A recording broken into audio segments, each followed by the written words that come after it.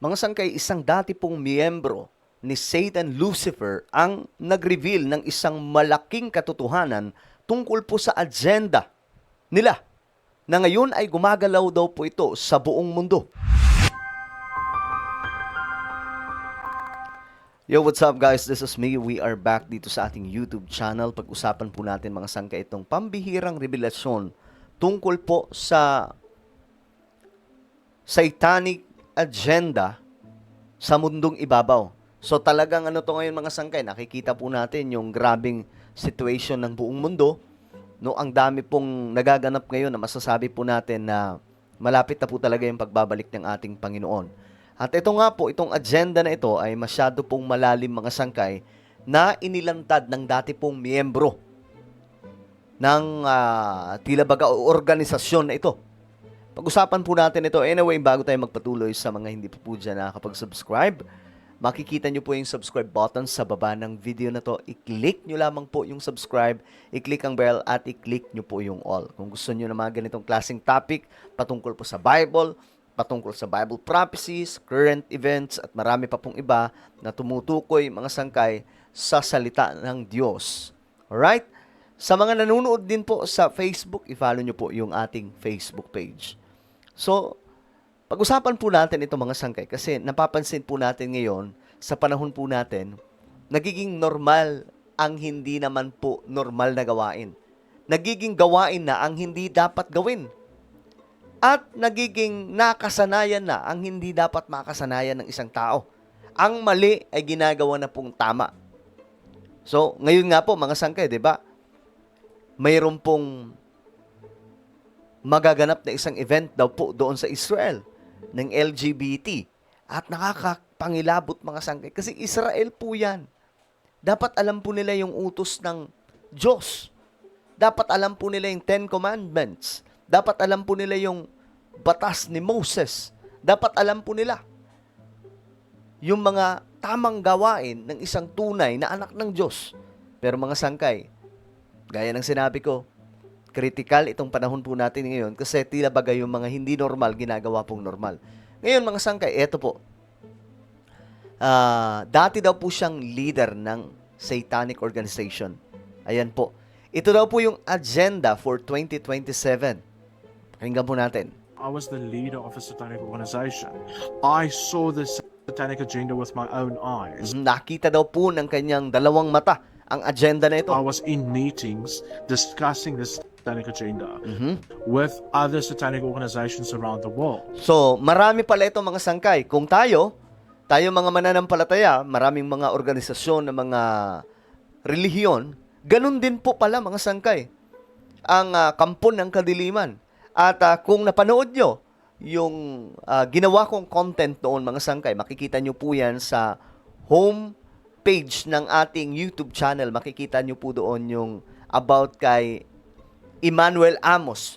Part 1 hanggang I think part 11 or part 12 po yun. Grabing revelasyon din po yun mga sangkay kasi dati po siyang agent ni Satan Lucifer. So ngayon mga sangkay, eto din po, kagaya ni Emmanuel Amos, dati din po pala siyang miyembro ng organisasyon na ito. So every 9 years it gets updated. So I'm just aware of the one that's being pushed now up to 2027. I don't know what the agenda is after that. But what I've seen with my own eyes and the online conferences that I've been in with other satanic leaders. Grabe, no? Tingnan nyo mga sangkay, may online conferences. So ginagamit po nila ngayon mga sangkay, kahit po yung mga tools, yung technology. Kumbaga, pwede nating i-connecta ito, na itong mga teknolohiya na nagagamit o nakikita po natin ngayon, pwedeng part ng agenda ni Satan para po madaya ang marami at magamit itong tools para po sa kanilang mga plano. At ni-reveal din po yan ni Emmanuel Amos, mga sangkay, na yung nakita nga daw po niya noon, mga sangkay, nung siya pa ay miyembro, no, ng satanic organization, kasi dati po siyang witch. Isa po siya sa mga agent ni Satan. Mga sangkay, nakita din niya po doon yung creation or nagdidiscover po sila or gumagawa po sila ng mga teknolohiya na ang purpose, i-deceive, dayain ang maraming mga naglilingkod sa ating Panginoon at lahat ng tao. This is what's going on at the moment. Mhm. When I left Satanism, So, nung umalis daw po siya sa organisasyon na ito, kasi ngayon, mga sangkay, makikita nyo nga po sa mukha niya yung mga marka, di ba? Palatandaan na dati po siyang miyembro doon. So, nung umalis daw po siya doon, in May 2022, so 2022, nung May, siya umalis sa organisasyon ng Satanic Group. when I left Satanism, I said, and I have a recording of it, May recording pa. I said that in 2025, So, last year po ito. people will be arrested on the street for praying for other people. And guys, take note, nangyari po yan ng 2025. And up to now, nagaganap po ito especially mga sangkay doon sa Europe. May mga Kristiyano po talaga na dinadampot na lang po bigla dahil po sa kanilang pangangaral ng salita ng Diyos. So, konektado itong kanyang sinasabi. Maswerte nga po tayo dito sa Pilipinas mga sangkay, wala po tayong ganito. Pero yung ibang mga bansa, grabe po ang persecution doon. People will be prosecuted for being Christians in Europe. Ito po ay nangyayari doon sa Europe ngayon, mga sangkay. I said it because I saw it on the agenda. It wasn't a prophecy or that I saw the future. It was because I knew what was on the agenda. And people thought I was insane.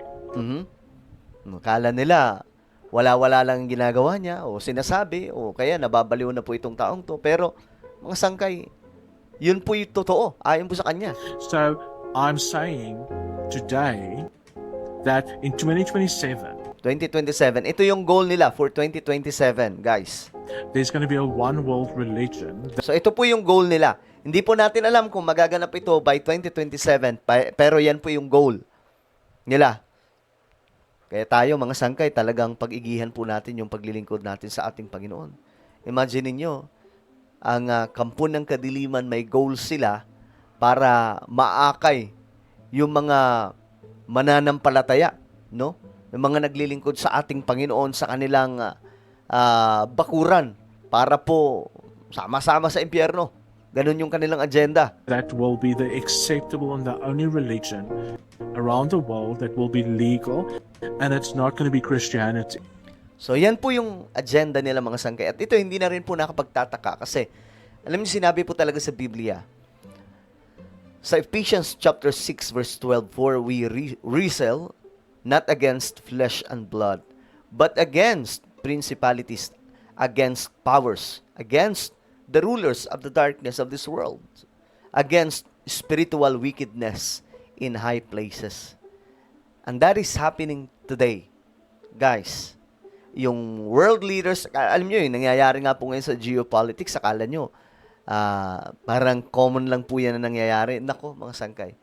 Isa pong agenda yung nabubuo ngayon for one world government, one world religion, one world currency, at marami pa pong iba. At tayo mga Kristiyano, tayo mga mananampalataya, hindi po natin alam yung oras talaga kung kailan tutunog ang trompeta ng Diyos para kunin tayong lahat. But we must be ready every day, daily. Okay? Hindi lamang naghahanda tayo ngayon lang. Dapat every day nagre-ready po tayo because Jesus is coming back. He is coming soon. Alright? So, ito ay nagaganap. Ito ay biblical, mga sangkay na ni-reveal mismo ng isang dating miyembro ni Satan Lucifer. Ano po ang inyong opinion? Comment down below. Huwag niyo pong kailimutan, mga sangkay, na isubscribe yung ating YouTube channel. God bless everyone.